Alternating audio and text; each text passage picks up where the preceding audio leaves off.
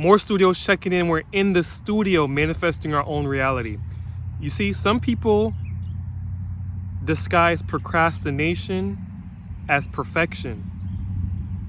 We use this term perfection as a means to hold ourselves to a higher standard. But what good does that do us if it stagnates us in the process? What good does that do us if we don't end up putting out anything? We push back our goals and aspirations due to this false belief of perfection. We're waiting for the time is right. We're waiting to get the right equipment. We're waiting to whatever. This is all procrastination in disguise. There's nothing with wanting to put out quality work and quality content, but every artist has to paint some bad paintings. Every musician have to make some bad songs, and good and bad, that's all subjective. But the fact is that you're working and you're producing.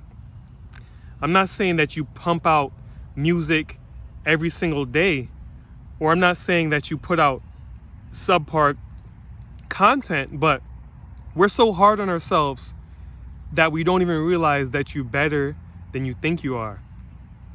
We're our own worst critic. So get off, take the mask off, take that perfection mask off and get your ass to work. I've been thinking about doing YouTube for a while now.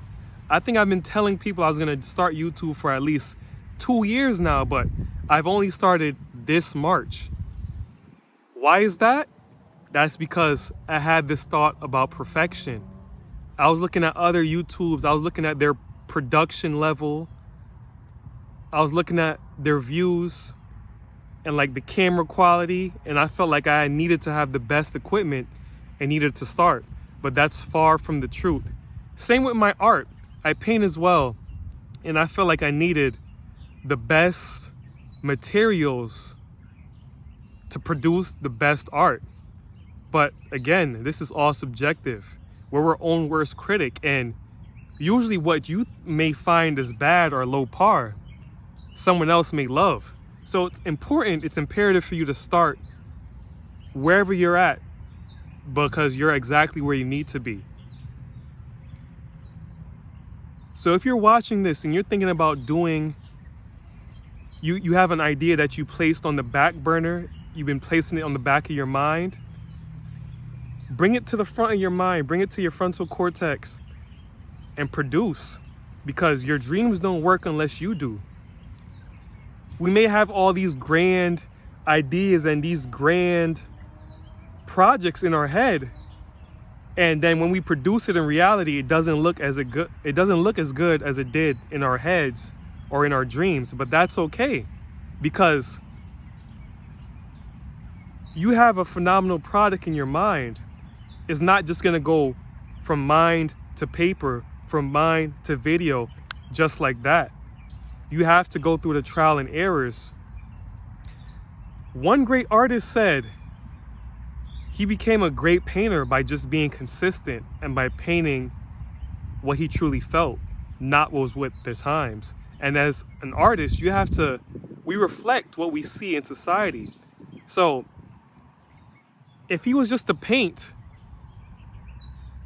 what other people told him to paint, or if he was to paint what people advised him to paint, then he may have not went through that trial of just being in self-reflection and being in charge of emotions to put that on paper. There will be a trial. You will be tried in any aspect of your life, and your art is no exception. So I was discouraged for 2 years because I felt like I didn't have the best equipment, but that was just a bullshit reason, because I was too scared to start. I'm telling you how it is. People have all these excuses. It may sound good, but at the end of the day, it's still an excuse. There's someone in a worse situation than you that's producing way more.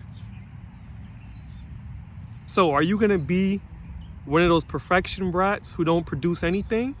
Your art may be good, but you're inconsistent because you're worried about perfection. Like, I'd even want to record today. I didn't feel like recording today, but I promised myself I'm going to upload every single day for at least a year. And I know if I'm making a bullshit video, I know if I'm making subpar videos, but with consistency, you get better. I aim to get at least 2% better each video.